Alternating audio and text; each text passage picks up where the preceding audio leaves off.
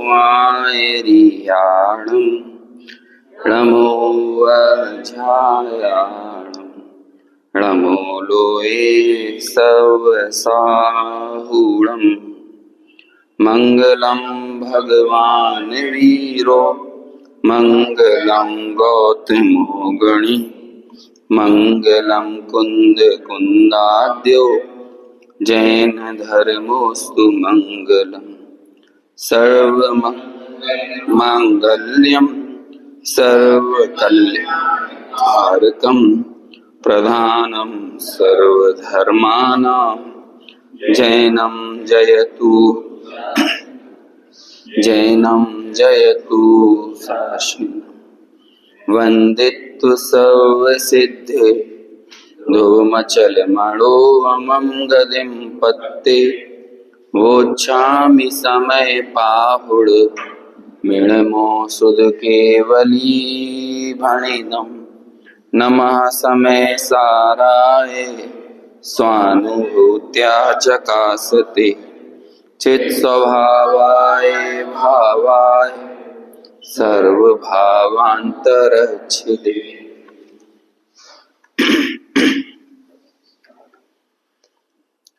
जीव का एक तंकोत्कीर्ण परमार्थ स्वरूप प्रतिपादित करने वाली गाथा 49। शुरुआत के 5 विशेषण जो कि मूल गाथा में दिए थे, अरस, अरूप, अगंध, अस्पर्श और आशब्द, इन 5 विशेषणों के 6 बोलों की अपन चर्चा कर चुके हैं। पहले 2 बोल इस बात को बताते हैं कि पर से मेरा कोई संबंध नहीं है। बाकी के 2 बोल मेरा स्वामित्व नहीं है, मतलब मैं द्रव्येंद्रिय और भावेंद्रिय से उन्हें ग्रहण नहीं करता हूं। और तीसरा जो बोल है, तीसरे अंतिम 2 बोल, वे ये कहते हैं कि जानते हुए भी उनसे मेरा संबंध स्थापित नहीं होता। पर द्रव्य से संबंध स्थापित करने के ये ही 3 तरीके हो सकते हैं, या तो हम उस द्रव्य रूप हो जाएं, या उस द्रव्य के गुण रूप हो जाएं, या उन्हें हमारी जो क्षयोपशमिक भाव में जो ज्ञान का वर्तन होता है वो द्रव्येंद्रिय और भावेंद्रिय रूप होता है, तो हम उन इंद्रियों से उस पर पदार्थ को ग्रहण कर लें। अथवा जो हमारा सहज स्वभाव है ज्ञान, तो ऐसे उस ज्ञान से उन ज्ञेयों को जानते हुए वे हमारे रूप परिणमित हो जाएं। लेकिन ये तीनों ही स्थितियां पर द्रव्य के साथ, रस रूप गंध वर्ण के साथ, पुद्गल के साथ मेरी नहीं बनती। इसलिए मैं अरस हूं, अरूप हूं, अगंध हूं, अस्पर्श हूं और अशब्द हूं। कोई कह सकता है कि इन 5 विशेषणों में आत्मा तो कहीं आया ही नहीं है, ये आत्मा के विशेषण कैसे हो गए? ये ऐसा ही होता है। कपड़ा खरीदने जाओगे तो लोग बोलेंगे भैया ये रिंकल फ्री है, तो आप ये नहीं कहते रिंकल की बात मत करो, आप कपड़े की बात करो। कहते भाई ये कपड़े की विशेषता है, इसका रिंकल फ्री होना, इसका डस्ट प्रूफ होना, इसका वाटर प्रूफ होना, तो इसमें डस्ट नहीं लगेगी, इसमें वाटर नहीं घुसेगा, ये ब्रेक नहीं होगा, अनब्रेकेबल है। तो आप ये थोड़ी कहते हो कि भैया वस्तु की बात करो, टूटने की बात क्यों कर रहे हो? अरे नहीं, टूटना ये उसका विशेषण ही है। और सोचो, इस तरह से नास्ति से अन्य मतों में भी आत्मा को समझाया है, लेकिन यहाँ की सूक्ष्मता और उन सूक्ष्मताओं में देखो कितना अंतर है। महाभारत में, गीता में लिखते हैं ना, नैवम छिन्दन्ति शस्त्राणि नैवम दहति पावका। कहते तुम ये छिदने विदने वाली बात तो अभी जाने दो। छिदता भिदता तो वो है ना जिसमें स्पर्श होता है, जिसमें स्पर्श की बात है पूरी। स्पर्श के 8 गुणों में आ जाती है वो पूरी की पूरा जो श्लोक है। नैवम छिन्दन्ति शस्त्राणि, किसे छेद सकते हो आप? जिसमें स्पर्श हो। नैवम दहति पावका, कौन सी चीज जलती है? जिसमें स्पर्श हो। तो ये वाली बात तो पहले ही बोल में हमने निकाल के अलग कर दी। यहां तो और गहराई से भीतर में उतर रहे हैं, फिर भी कहते हैं हमने ये 5 बोल देखे, और इन 5 बोलों के अंतिम बोल, हम 2 बोल हमें बहुत सूक्ष्म भी लगे, लेकिन कहते हैं इससे भी ज्यादा सूक्ष्म बात है अनिर्दिष्ट संस्थान में और अव्यक्त में। क्योंकि जब हम अव्यक्त तक पहुंचेंगे तब ये विकल्पों से भी पकड़ में नहीं आने वाला, और वो विकल्प आत्मा के संबंध में किस किस प्रकार के हो सकते हैं, ऐसे 6 बोल एक बार फिर अव्यक्त में आचार्य देव प्रस्तुत करेंगे। लेकिन अभी उसमें तो टाइम है, 1-2 दिन लगेंगे। आज तो हमें अनिर्दिष्ट संस्थान की बात करना है।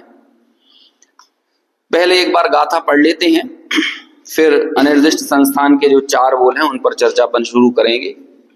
अरसमरूवम गंधम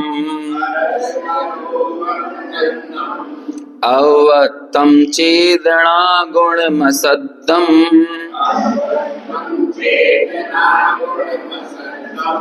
जाणलिंग गहनम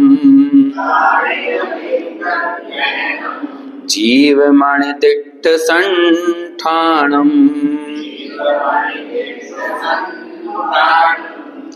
जीव चेतना गुण शब्द रस रूप गंध व्याक्ति विहीन है, निर्दिष्ट नहीं संस्थान उसका, ग्रहण नहीं है लिंग से। Page number 101। अब अनिर्दिष्ट संस्थान विशेषण को समझाते हैं। देखिए, अनिर्दिष्ट संस्थान मतलब ये नहीं होता कि उसका कोई संस्थान नहीं है। अनिर्दिष्ट यानी होता है कहा नहीं जा सकता। अनिर्दिष्ट यानी संस्थान का नहीं होना नहीं है। संस्थान मतलब आकार, है ना। आत्मा का कोई आकार नहीं है, ऐसी बात नहीं है। आकार तो है, आकार नहीं होगा तो फिर उसमें प्रदेशत्व गुण का अभाव हो जाएगा। तो अनिर्दिष्ट मतलब क्या होता है, आकार है तो, लेकिन कहा नहीं जा सकता। अरे हम लोग कहें अपने आप को कि आपका क्या आकार है, तो आप कहोगे कि भाई हम इतने इंच के हमारा पेट है, इतने इंच का हमारे कंधा है ना, हमारी लंबाई इतनी है। तो कहते हैं नहीं है, ये तुम्हारी हर श्वास में बदलती है। अभी हम जब सांस खींच लेते हैं तो क्या होता है, सांस ग्रहण की तो पेट फूल जाता है, और सांस छोड़ देते हैं तो क्या हुआ, लो आपका आकार बदल गया। तो ये आकार आपका कैसे हो सकता है। अभी हम दूसरी पर्यायों में जाने के बाद नहीं कर रहे हैं, आपकी इसी पर्याय में आपका आकार हर श्वास प्रश्वास में चेंज होता है। तो कहा जा सकता है कि आत्मा का ये आकार है। आकार है लेकिन कहा नहीं जा सकता, उसका नाम होता है अनिर्दिष्ट संस्थान। 3 चीजें होती हैं, एक होता है अनाकार, एक होता है निराकार, और एक होता है अनिर्दिष्ट आकार। कौन कौन सी चीजें हो गई, अनाकार, निराकार और अनिर्दिष्ट आकार। आकार का होना ही नहीं, वो क्या कहलाता है, अनाकार। आकार है ही नहीं, वो क्या कहलाता है, अनाकार। आकार निकल गया वो कहलाता है निराकार। सिद्धों का विशेषण है निराकार। आकार निकल गए, जितने पर स्वभाव व्यंजन पर्याय प्रकट हो गई ना सिद्धों की, तो विभाव व्यंजन पर्याय का निकल जाना। अब एक स्थित आकार हो गया है, तो वो क्या कहलाते हैं कि जितने पर द्रव्य के संयोग से होने वाले आकार थे वो सब निकल गए, तो वो क्या कहलाने लगे, निराकार। लेकिन वो निराकार आत्मा का शाश्वत लक्षण नहीं बनाया जा सकता, क्योंकि यदि निराकार को आत्मा का लक्षण बना दोगे तो वो सिद्धों पर ही घटित होगा। अब इन संसारी जीवों के लिए आप क्या कहोगे, ये क्यों बोलना पड़ रहा है, अनिर्दिष्ट आकार वाला है आत्मा, कि कहीं हमने अरस अरूप अगंध ये कह दिया तो आप कोई इमेज ना बनाने लगो आकार की। यहां तो सब नास्ती नास्ती की बातें हो रही हैं, कोई आकार से, क्योंकि यहां अहम स्थापित कराना है, वो द्रव्य सो ही मैं हूं। या वो आत्मा यदि आपको पकड़ में आया ना, जैसे कि श्रद्धा में, श्रद्धा का जो विषय बन जाता है उसमें कोई विकल्प नहीं रहते। अभी हम ज्ञान से आत्मा को जान रहे हैं विकल्पात्मक तौर पर, लेकिन ये ज्ञान की कसरत हो रही है श्रद्धा का विषय बनाने के लिए। जब तक आपके ज्ञान के विकल्प रहेंगे तब तक वो श्रद्धा का विषय नहीं हुआ। तो अभी हमने ज्ञान के विकल्पों में क्या किया, आत्मा के आकार का चिंतन करने लगे। तो कहते हैं वो जो आकार के जितने विकल्प है ना, वो आत्मा नहीं है। क्योंकि टोडरमल जी ने ये कहा है कि जैसी तुझे अपने इस देह में आत्मबुद्धि है, ऐसी ही तुझे स्वद्रव्य में आत्मबुद्धि होना चाहिए। अभी जैसे कि मैं अंकुर हूं, या आप सबके अपने अपने नाम है। अब मेरे नाम के इस देश भर में मान के चलो 1 लाख आदमी होंगे, लेकिन फिर भी कहीं कोई ये नाम बोल दे और मैं रात को 2 बजे गहरी नींद में भी सो रहा हूं ना, तो भी मुझे क्या प्रतीति हो जाएगी, ये मेरा ही नाम तो है, ये किसी और का नहीं है। फिर आप ये लगाते हो क्या कि कौन से नए से हूं मैं अंकुर, क्या मेरी असमान जाति पर्याय ने ये रूप धारण किया है तब मैं ये हूं, ये सब सोचते हैं क्या? कितनी गहरी अहम बुद्धि पड़ी हुई कि मैं यही हूं, वहां में कोई दूसरा विकल्प नहीं चलता। फोन पे बात कर रहे हो और कहीं शॉपिंग वॉपिंग मॉल के अंदर हो, इतनी गहरी बात चल रही हो फोन पे, तो भी वहां पे मालूम है महिलाओं के निकलने का गेट ये है, पुरुष के निकलने का ये है, तो फोन पे बात करते करते भी आदमी महिला हो तो महिला के गेट से बाहर आएगा और पुरुष हो तो पुरुष के से आ जाए। क्यों? क्योंकि गहराई में प्रतीति पड़ी हुई है कि मैं कौन हूं। तो ये कैसे पड़ी हुई है, इसमें तो हमें सोचना नहीं पड़ रहा है। ऐसे ही आत्मा के संबंध में जब तक विकल्प पड़े रहेंगे तब तक आत्मा उपलब्ध नहीं हुआ है, और जब आत्मा उपलब्ध हो जाएगा तो फिर ये विकल्प चले जाएंगे कि उसे किसी आकार रूप देखना। अभी हम ध्यान में बैठे, सामायिक में बैठे और किसी आकार का चिंतन करके बाहर निकल आए, तो कहते हैं वो जो है ना, जब तक वो चिंतन कर रहे हो तब तक वो कोई आत्मा नहीं है, क्योंकि तुम किस आकार रूप आत्मा का चिंतन करोगे? क्या है आत्मा का? कोई यूनिवर्सल कोई आकार बताया जा सकता है? तो इसलिए उस एक विशेषण बना दिया कि वो कैसा है, अनिर्दिष्ट आकार है। अभी देखो जब हम ये पढ़ेंगे ना तो 4 विशेषण आएंगे।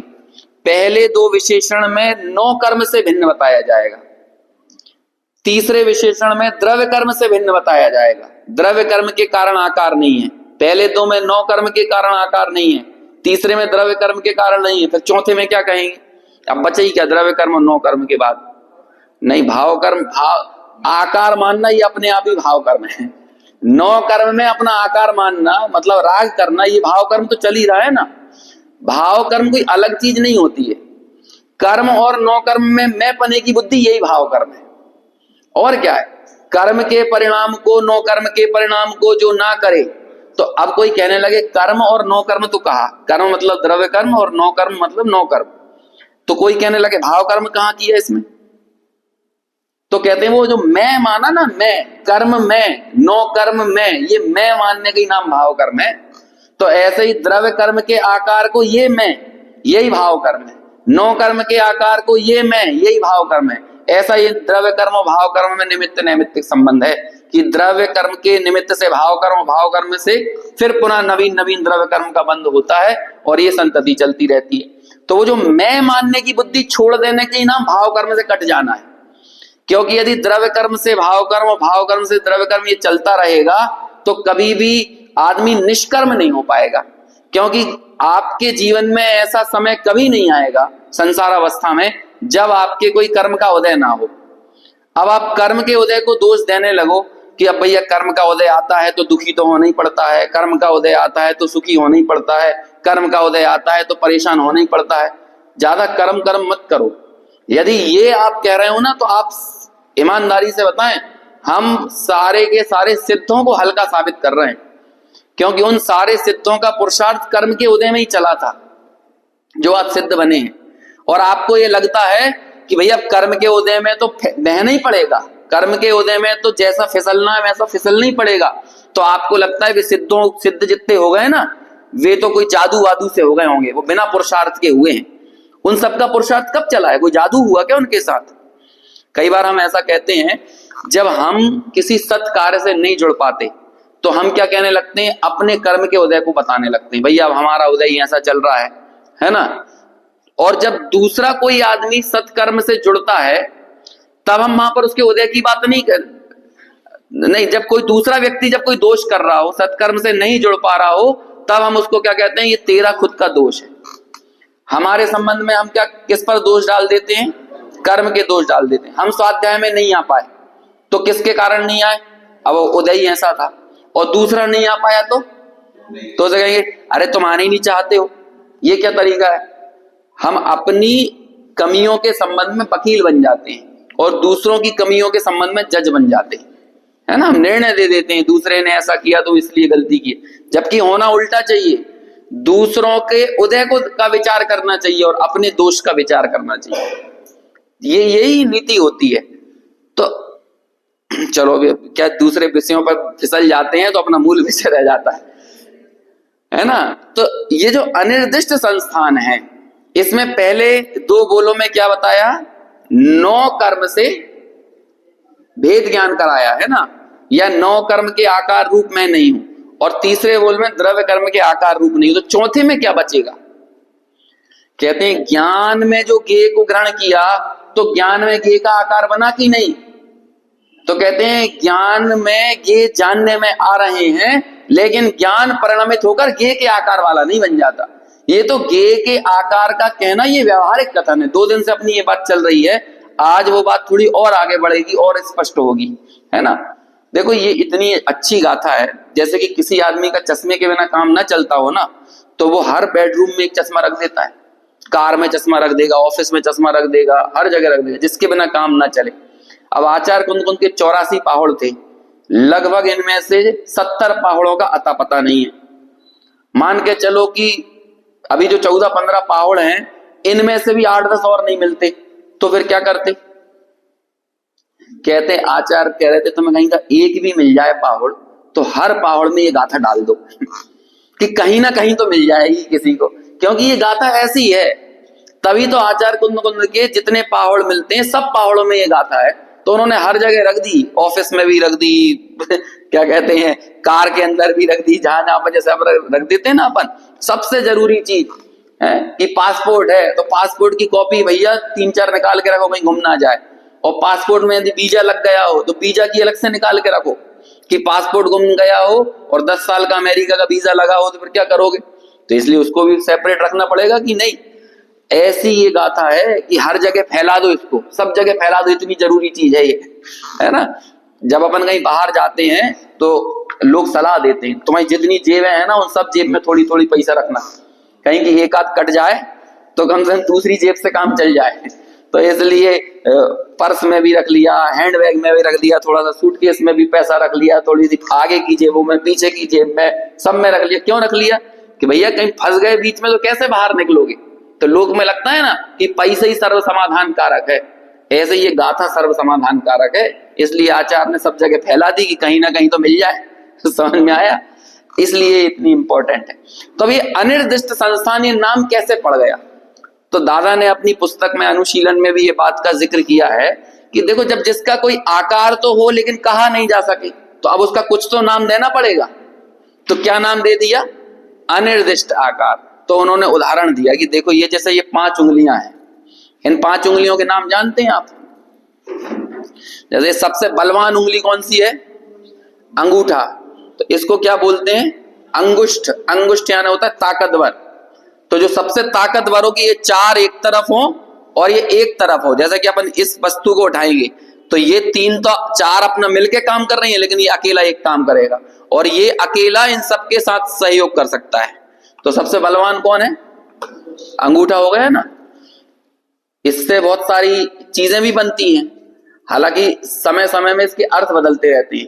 पहले आप किसी के यहाँ पैसा मांगने गए और किसी ने अंगूठा दिखा दिया तो क्या कहोगे, मना कर दिया, ठेंगा दिखा दिया उसने। लेकिन आज बदल गया है इसका मतलब, आज तो विक्ट्री का प्रतीक हो गया है ना, ये विक्ट्री का साइन हो गया है। लेकिन पहले ये क्या था, पहला तो नेगेटिविटी का साइन था, है ना, कि भैया उनने तो अंगूठा दिखा दिया। और आज के समय पहले यदि कोई ऐसा अंगूठा दिखाएगा तो उसको डीमोटिवेट कर रहा है, और आज यदि ऐसे करोगे तो लगेगा मोटिवेट कर रहा है। तो ये परिस्थितियां बदलती रहती है, लेकिन फिर भी ये अपने आप में कितना बलवान है अंगूठा। तो इसलिए इसका नाम क्या रख दिया, अंगुष्ठ। बलवान का पर्यायवाची होता है अंगुष्ठ। इसका नाम क्या है, तर्जनी। तर्जनी यानी होता है धमकी देना। तो धमकी देने के काम कौन सी उंगली आती है, यही आती है ना, तर्जनी। तो इसका नाम क्या रख दिया, तर्जनी। फिर ये सबसे बीच में है इसलिए इसका नाम क्या है, मध्यमा। और सबसे छोटी है ये क्या है, कनिष्ठा। तो इसका क्या नाम है, कोई नाम नहीं है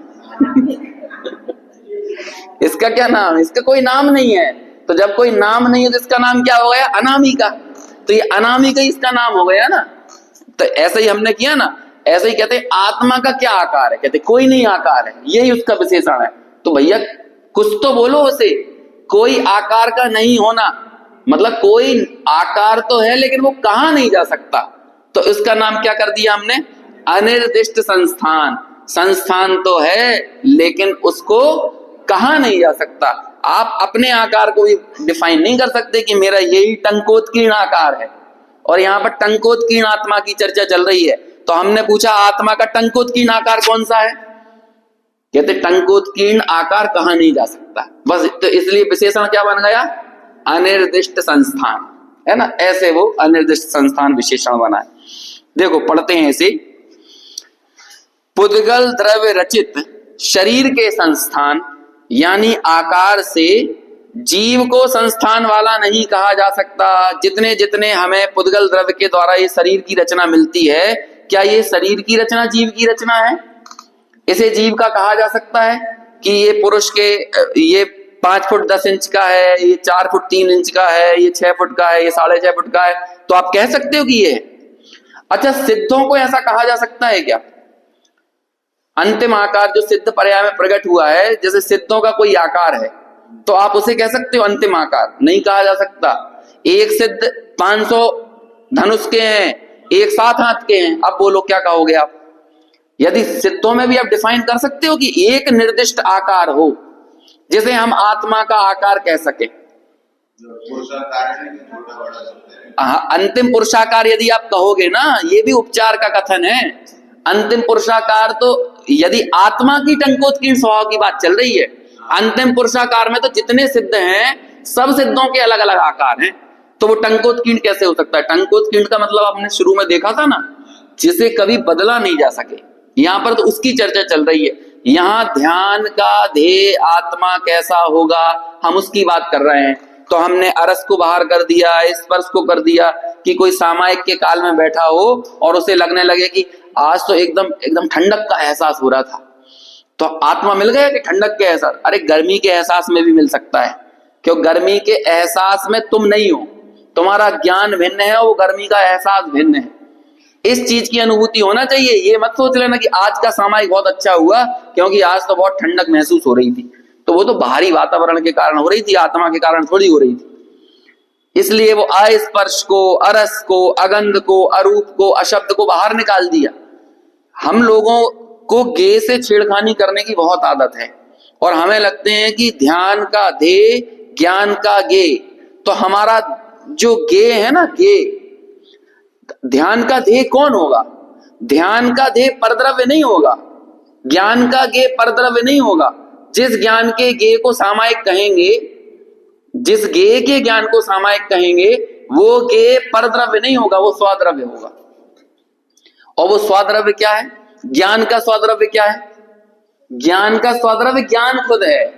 ज्ञानानुभूति रेव इति आत्मानुभूति, ज्ञान की अनुभूति आत्मानुभूति है। अब क्या क्या बताएं आपको, कोई मुझे लग रहा है कि कुछ शब्द कठिन ना हो जाए।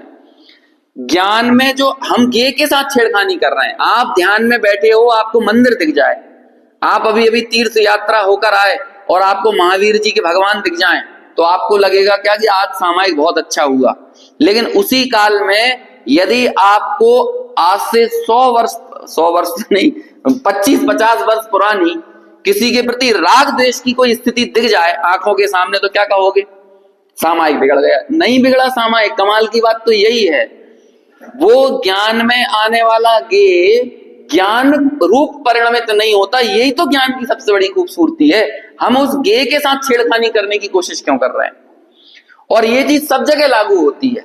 तो इसलिए अरस, अरूप, अगंध विशेषणों में वो पंच इंद्रिय के विषय से पकड़ में नहीं आ सकता। तो अब हम छठवीं चीज कौन सी कर सकते हैं कि कोई ना कोई आकार की कल्पना करने लग जाएंगे। तो कहते हैं तुम कौन से आकार की कल्पना करोगे? बताओ, किस आकार की कल्पना करोगे? आत्मा को, आत्मा के टंकोत्कीर्ण स्वरूप को पकड़ने के लिए कौन से आकार की कल्पना करोगे? वो इसलिए इस विशेषण को लिखने की जरूरत पड़ी कि जो पुद्गल द्रव्य के द्वारा रचित तुम्हारा शरीर है, ये जीव का आकार कैसे हो सकता है? चूंकि ये पुद्गल द्रव्य की रचना जीव का आकार नहीं है, इसलिए वो अनिर्दिष्ट संस्थान है। पहला विशेषण क्या कहा? 9 कर्म की बात है। शरीर कैसे बनता है? पुद्गल द्रव्य की रचना है ना, तो पुद्गल द्रव्य से रचित शरीर का आकार तुम्हारा आकार नहीं है, इसलिए अनिर्दिष्ट संस्थान है। 31 बोल याद हो गए? इनको एक एक करके इत्मीनान से दोहराना। ये ऐसा, पहले सविकल्प सामायिक, सविकल्प स्वसंवेदन, यही कहलाएगा। और इन्हीं चीजों से आपको याद तो ये होगा ही, एक तो ये फायदा मिलेगा, और दूसरा फायदा ये है कि जैसे जैसे ये सविकल्प की अनुभूति निर्मल होती चली जाएगी, संशय विपर्य अनत्यवसाय से रहित अनुभूति वो ही सम्यक ज्ञान है, वही सम्यक ज्ञान में बदलेगी।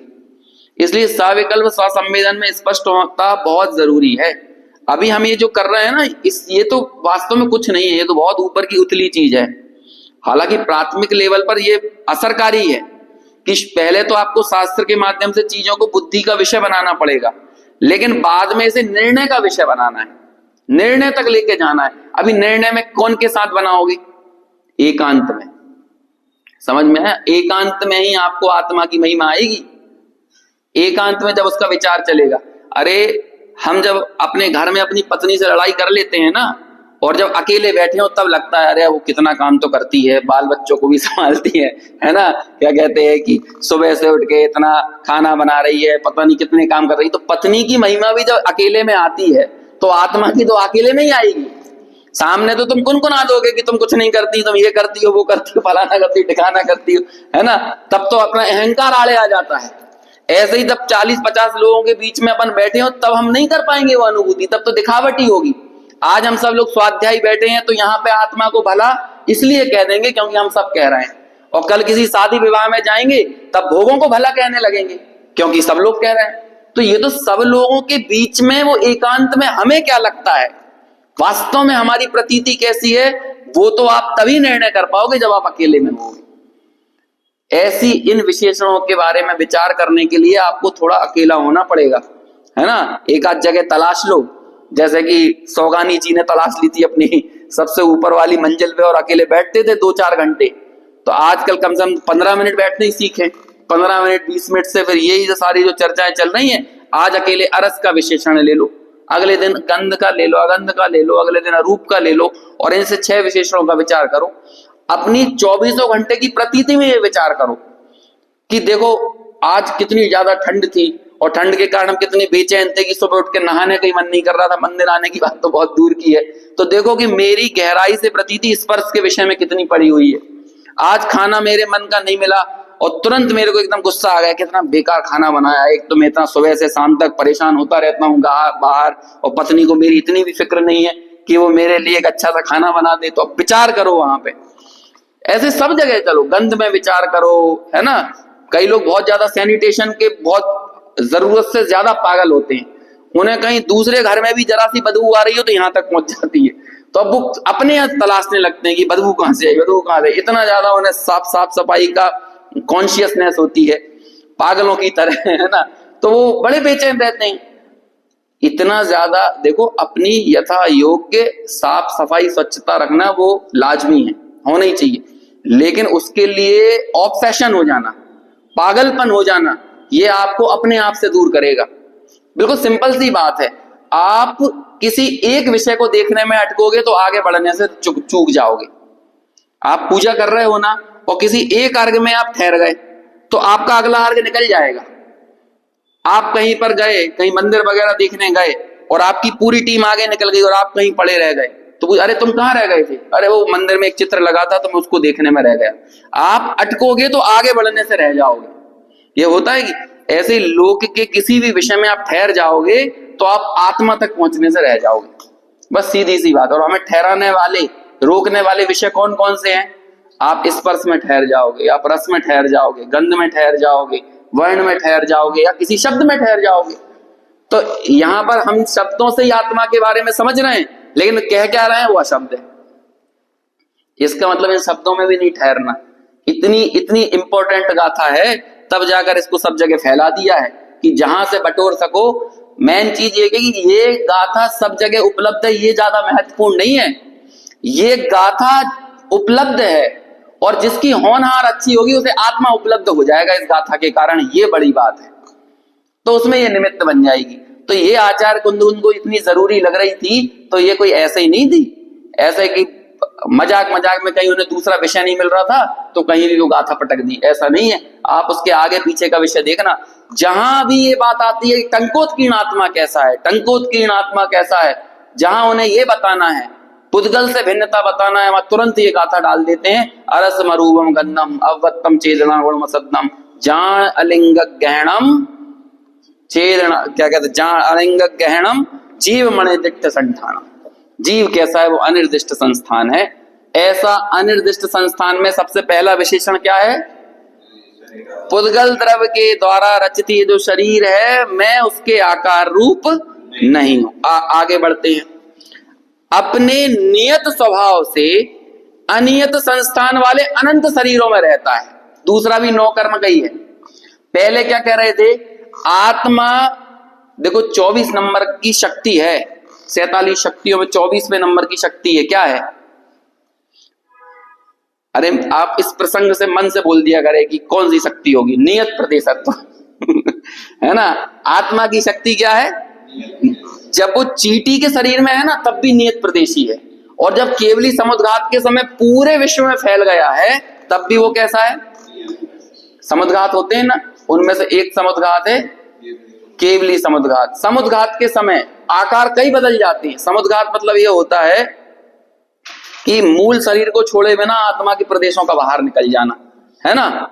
तो वो क्या क्या कहलाता है? वो ऐसे कई स्थितियां बनती है। वेदना समुद्घात, कई बार आपको वेदना हो रही हो तो इतनी भयंकर वेदना, अरे जैसे मुंडी कट जाती है, तो कई ऐसे दृश्य आते हैं, शरीर अलग ऐसे फड़फड़ाता रहता है और चेहरा अलग रह जाता। तो वो आत्मा के प्रदेश मान के चलो, वहां पर पड़ा है किसी का की गर्दन, है ना। और ये जो टीवी में दिखाते थे ना, और ऐसा होता है ISIS के कई वीडियो लॉन्च होते हैं, तो उसमें ऐसे, हालांकि आप देख नहीं पाओगे, वो इतने बीभत्स होते हैं। हाँ, छिपकली की पूंछ में भी ये होता है। अरे मनुष्यों में भी होता है ना। मनुष्यों में भी ऐसा होगा। अरे ऐसा कहते हैं कि गर्दन कट जाती थी पहले के वीरों की, तो ये 2 हाथों में तलवार लेके वो अकेली बॉडी, मुंडी वहां फेंका गई है, अकेली बॉडी से वो पुराने जो राजपूत राजा हुआ करते थे, महाराणा प्रताप वगैरह, उनके ही पूरी बिरादरी के जैसे राजा थे, ऐसे ही उनमें क्षत्रिय पना था। तो वो ऐसे मन से नहीं लिख दिया राजाओं ने, तो वो जो अकेली धड़ रह गए ना, वो धड़ 2-3 को निपटा देता था। 2-3 दुश्मनों के साथ वो अकेला धड़ लड़ जाता था, 2-3 दुश्मनों को निपटा देता था। गर्दन साइड में पड़ी है। तो ये मनगढ़ंत बातें नहीं है, ये ऐसा होता है। ये वेदना समुद्घात, या अंदर में जो एक उत्तेजना बैठी पड़ी हुई थी ना, तो वो गर्दन अलग होने के बाद भी उत्तेजना ही में वो काम कर जाता था, उनको निपटा देता था। ये ऐसा ही होता है। तो आप बोलो, अब वो आत्मा के प्रदेश कितने हो गए? अनियत हो गए ना, अनियत संस्थान वाला हो गया शरीर। लेकिन तब भी आत्मा कैसा रहा? नियत संस्थान वाला, नियत प्रदेशी, नियत प्रदेशत्व शक्ति। योग सार की शायद 24वें नंबर की गाथा है, वहां पर ये कहा कि देह प्रमाण, आत्मा देह प्रमाण है, लेकिन अनियत प्रदेशों वाली देहों में स्वयं नियत प्रदेशत्व के साथ रहता है, एक जैसा रहता है, उसके प्रदेश कभी कम ज्यादा नहीं होते। फिर ये निकल के कैसे आया कि वह असंख्यात प्रदेशी है? असंख्यात प्रदेशी कैसे? वो केवली समुद्घात से जस्टिफाई होता है। क्या होता है कि लोक के जितने प्रदेश हैं, उसके एक लोक के प्रदेश पर एक आत्मा का प्रदेश। ऐसा क्यों करना पड़ता है? ऐसा इसलिए करना होता है कि आयु कर्म की स्थिति तो हो कम, और बाकी के 3 कर्मों की स्थिति हो ज्यादा। अघातीय कर्मों की, घातिया तो पहले ही चले गए केवली भगवान के। अघातीय कर्मों में वेदनीय, नाम और गोत्र, इन 3 कर्मों की स्थिति तो क्या रहे? ज्यादा हो, और आयु कम बची है। अब आप सोचो, उन्हें सिद्ध बनना है तो बाकी के 3 कर्म लेके थोड़ी जाएंगे, उन्हें यहीं खत्म करना पड़ेगा कि नहीं? तो अभी क्या करना पड़ेगा? जैसे आपको कपड़ा सुखाना हो, यदि वो 3 राउंड में पड़ा हुआ हो, वो देर से सूखेगा, और जल्दी सुखाना हो तो पूरा खोल दो, झटकार दो, तो झटकारने से क्या हो जाता है? वो जल्दी सूख जाता है। तो ऐसे ही आत्मा के प्रदेशों को ऐसे खोल देते हैं, तो जहां जहां भी जैसे कारमाण वर्गणाएं जितनी बची थी, वो सब के सब तुरंत आयु के साथ ही झड़ जाती है ना। तो जैसे ही आयु खत्म होगी, वैसे ही बाकी कर्मों से भी निवृत्त हो जाते हैं और सिद्धत्व की प्राप्ति कर लेते हैं। तो वो केवली समुद्घात, वहां पे ये पता चलता है कि आत्मा के प्रदेश लोक के बाहर कहीं नहीं गए, लोक के इसका नाम है।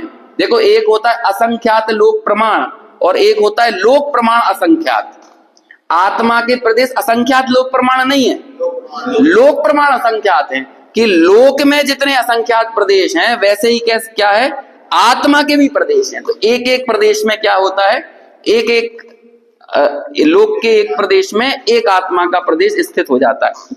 इससे ये बात पता लगी कि वो लोक प्रमाण असंख्यात प्रदेश ही है। लेकिन जितने भी हैं है तो नियत प्रदेश।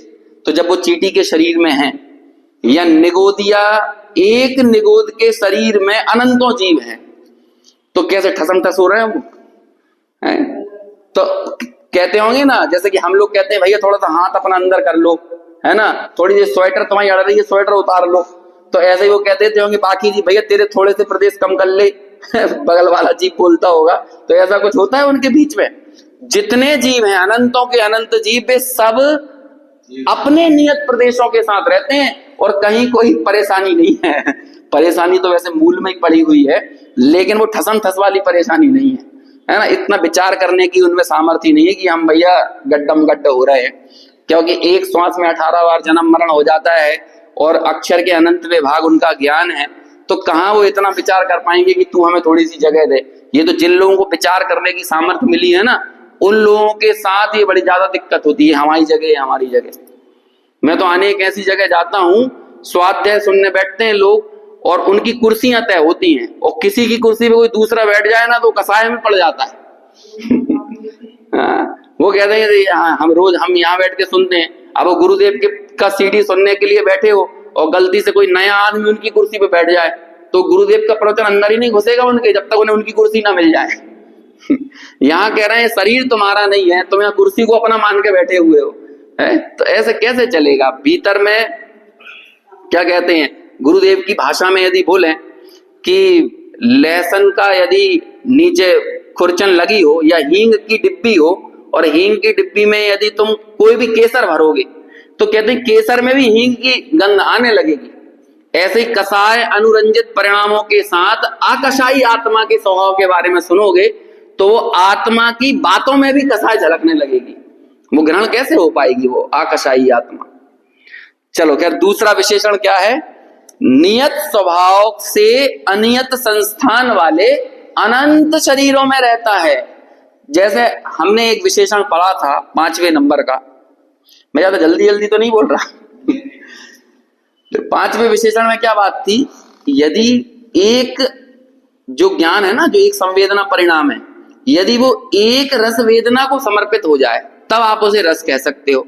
ऐसे ही अनंत शरीरों में रहने वाले आकार वाला एक नियत प्रदेशी आत्मा किसी एक शरीर में समर्पित हो जाए तब आप उसे कह सकते हो कि वो नियत निर्दिष्ट संस्थान वाला है। लेकिन चूंकि अनियत स्वभाव वाले अनंत शरीरों में रहता है, अनंत शरीरों में रह रहा है कि नहीं अनादिकाल से।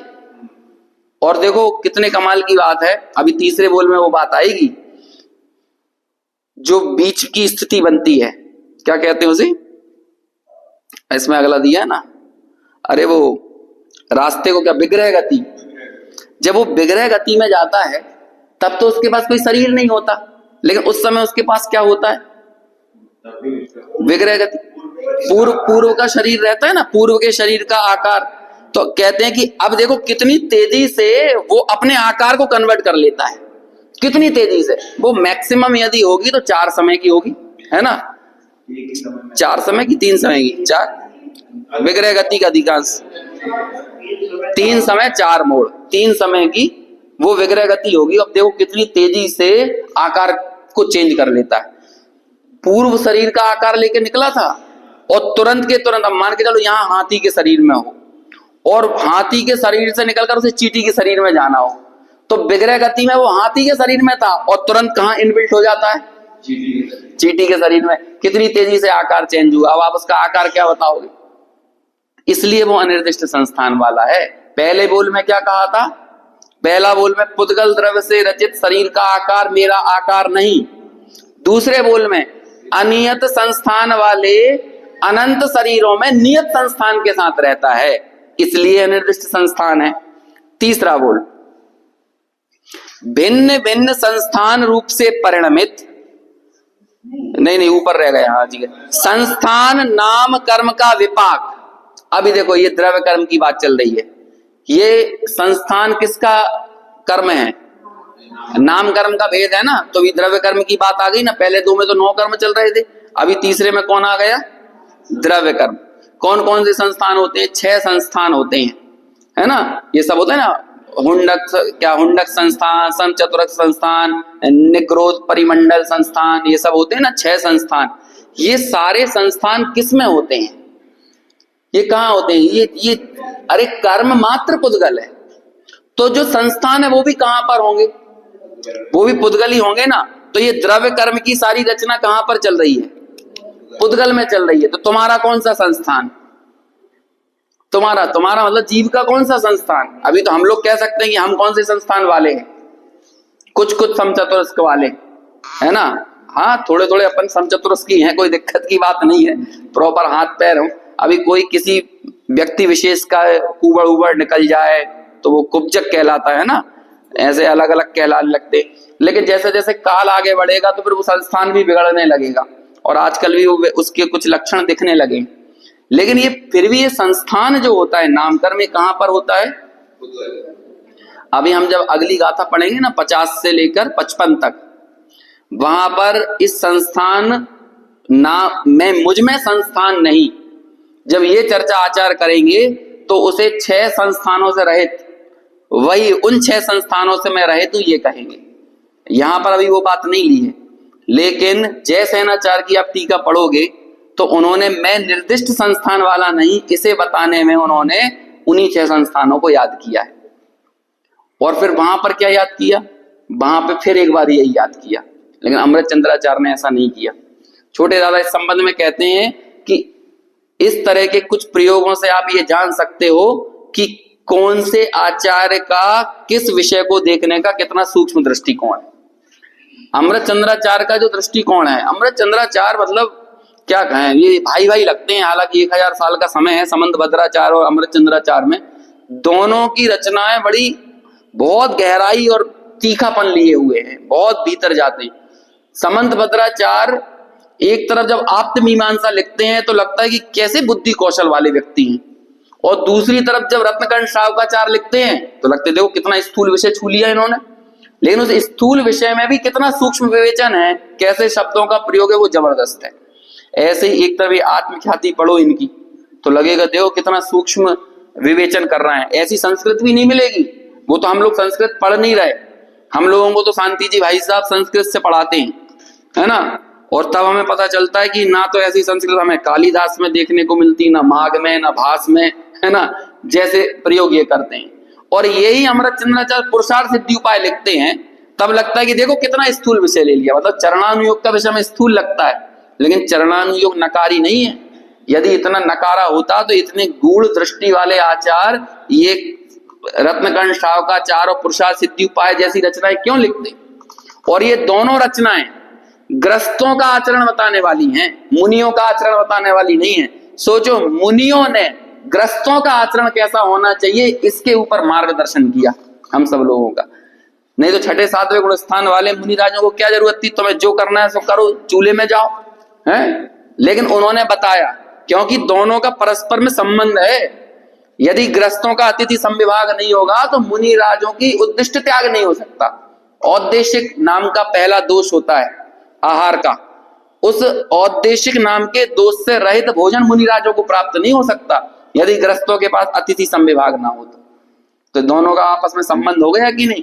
यदि ये आहार दान में निपुण नहीं होंगे ग्रस्त तो मुनि राजों का ज्ञानदान कैसे हमें मिल पाएगा, है ना। जब गहराई से देखो तो एक तरफ दूसरे तरफ का करता नहीं है, लेकिन निमित्त नैमित्तिक संबंध बहुत सघन है। और इन सब चीजों का ज्ञान 3 अनुयोग कराते हैं, और द्रव्यानुयोग भी 50% कराता है। वो तो उपादान की बात 50% के द्रव्यानुयोग में आती है जो अभी चल रही है। लेकिन तदात्वे प्रयोजनवान, ये भी अमृत चंद्राचार्य ने पूर्व में लिख के आए हैं, व्यवहार ने अपनी अपनी भूमिका के अनुसार प्रयोजनवान।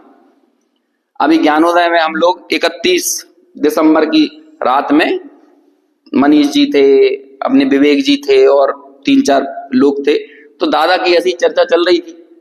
क्या है कि जब सारे बच्चे बैठे हो तो अपने पापा याद आ ही जाते हैं ना। तो ऐसे ही छोटे दादा की याद आई, तो उसमें एक बहुत अच्छी बात निकली कि शिथिलाचार्यों के बीच में व्यवहार की इज्जत को बनाए रखने वाले थे दादा, है ना। शीतलाचार्यों के बीच में, अभी हमने तो क्षेत्र को मूल करके बात की थी, अभी वो करेंगे तो लगेगा क्षेत्रवाद का आरोप आ जाएगा, क्योंकि हर क्षेत्र में हर तरह के लोग पाए जाते हैं, लेकिन जहां जिसकी बहुलता हो तो हम कह देते हैं यहाँ के लोग इस तरह के हैं, चलो कह ही देते हैं, अब ऐसे सब पे क्या लागू होगी। उन्होंने कहा बुंदेलखंडियों के बीच में दादा ने निश्चय को जिंदा रखा, निश्चय की पूरी इज्जत रखी, और गुजरातियों के बीच में व्यवहार की पूरी इज्जत को बनाए रखा, है ना। यहाँ वहां पे गुजरात में जाकर निश्चय का अजीर्ण नहीं होने दिया, और व्यवहारियों के बीच में इसे क्रियाकांड कहने की ताकत भी यदि कोई में थी तो उनके अंदर थी, क्योंकि हमारे यहाँ के लोग क्या होते हैं, व्यवहार व्यवहार हाईलाइट कर देते हैं, है ना, ऐसा तो होने चाहिए, ऐसा तो होना चाहिए, लेकिन यहाँ पर उन्हें बताना ये जरूरी है कि भाई निश्चय के बगैर, मतलब मूल तत्व को समझे बगैर इन सब क्रियाओं का कोई महत्व नहीं है। और वहां जाकर वो ऐसे अजीर्ण में फूल जाते हैं कि उन्हें सब चीजें अप्रयोजनवान लगने लगती है। तो उन सब लोग, ये मम्मी जब वहां जाती थी ना अमेरिका, मतलब दादी छोटे दादा की दादी, तो वहां पे लोगों को इतना भी नहीं मालूम था कि भोजन में कैसी शुद्धि होना चाहिए, पीरियड्स वगैरह के समय खाना बनाना नहीं बनाना, ये सब चीजों का भी ज्ञान नहीं था। तो अभय जी भाई साहब वगैरह ये सब लोग बताते थे बाद में कि भाई वो तो मम्मी पहले जा जाके सबको ठोक पीट के सुधार के आ गई कि कैसे खाने में शुद्धि रखो, कैसे क्या करो, कैसे नहीं करो। तो तब जाके जब बाद में वो लोग गए तो उन्हें इतनी समस्या नहीं हुई। नहीं तो सोचो दादा ने पहले जब 1970-75 में जब वो जाते थे अमेरिका, तब उन्हें कितनी समस्याओं का सामना करना पड़ता होगा। 74 में शायद पहली बार गए थे, तो उस समय तो लोग जानते ही नहीं थे इन सब चीजों को, ये सब चीजों को फालतू मानते थे। वहां उन्हें आत्मा की बात भी सिखाई और जैन शासन का चरणांग योग कैसा होता है ये भी बताया। तो ऐसे ही यही लक्षण तो हमें आचार्यों में दिखते हैं कि यही अमृत चंद्राचार्य एक तरफ कहते हैं कि मैं संस्थान वाला नहीं, अभी आगे जाके टीका लिखेंगे कि मैं परद्रव्य को मारता नहीं, परद्रव्य को बचाता नहीं, और वही अमृत चंद्राचार्य अहिंसाणुव्रत बताते हैं, वही समंतव्रत अहिंसाणुव्रत की चर्चा करते हैं। तो क्यों किया? क्योंकि हर चीजों की अपने अपने समय में यथायोग की भूमिका होती, तदात्वे प्रयोजनवान, ऐसा है। तो संस्थान को जयसेनाचार्य ने क्या कहा कि वो जो 6 संस्थान के भेद है ना, मैं वैसा नहीं हूं, लेकिन अमृत चंद्राचार्य ने उसकी बहुत गहराई में जाकर सूक्ष्मता से विवेचन किया और संस्थान को भी ये कहा कि नाम कर्म का जो भेद संस्थान है वो कहाँ होता है, वो पुद्गलों में ही कहा जाता है। इसलिए मैं उसके निमित्त से आकार रूप नहीं होता, इसलिए क्या हूं, अनिर्दिष्ट संस्थान हूं। तीसरा बोलूंगा, चौथा बोल अभी सिर्फ हम पढ़कर छोड़ देते हैं, चर्चा आगे कल करेंगे। भिन्न भिन्न संस्थान रूप से परिणमित समस्त वस्तुओं के स्वरूप के साथ जिसकी स्वाभाविक संवेदन शक्ति संबंधित अर्थात तदाकार है, ऐसा होने पर भी जिसे समस्त लोक के मिलाप से संबंध से रहित निर्मल ज्ञान मात्र अनुभूति हो रही है, ऐसा होने से स्वयं अत्यंत रूप से संस्थान रहित है, इसलिए अनिर्दिष्ट संस्थान है। अकेला ये बोल ज्ञानाकार और गेयाकार इसकी गुत्थियों को सुलझाने वाला है। आत्मा को गेयाकार कहा जाता है, क्यों कहा जाता है, और गेयाकार कहना क्यों जरूरी है। अकेले ज्ञानाकार का एकांत नहीं कर सकते, नहीं तो आप सांख्यमती हो जाओगे। सांख्यों ने, वेदांतियों ने ऐसा माना है कि दूसरी कोई वस्तु है ही नहीं है, ये माइक है ही नहीं, ये तो हमारा ज्ञान अपनी मर्जी से एक माइक बना देता है, नहीं तो माइक की कोई सत्ता ही नहीं है। वो कहते हैं एक ही ज्ञान है, ज्ञान ज्ञान है, ज्ञान के अलावा और कुछ नहीं है। तो इसलिए कहते हैं कि अहम ब्रह्म जगत मिथ्या, जगत माया है, मैं अकेला एक ब्रह्म हूं, इस तरह की बातें करते हैं। जैन दर्शन कहता है ऐसा नहीं है, ये वस्तु भी है, ये उतनी ही बड़ी सत है जितनी बड़ा सत तुम हो। तो जब ये उनको समझाना है ना कि सब ज्ञानाकार व्यानाकार नहीं है, ये गेयाकार है, तब इसी गेय को ज्ञान के बनने वाले आकार के कारण गेयाकार कहा जाता है। यदि आप गेयाकार नहीं कहोगे तो ये 6 द्रव्यों की भिन्नता प्रतिभाषित नहीं हो सकती। लेकिन चूंकि वो गेय ज्ञान की रचना है, ऐसा इसलिए बताया जाता है कि स्वरूप में ही वो सामर्थ्य है कि इन सब पदार्थों को झलका है। तो वास्तव में कौन झलक रहा है? ज्ञान ही झलक रहा है। खैर इस पे थोड़ा सा समय लगेगा, तो अपन आगे कल चर्चा करेंगे। बहुत अच्छा ये 4थे नंबर का बोल है, उसकी चर्चा आगे।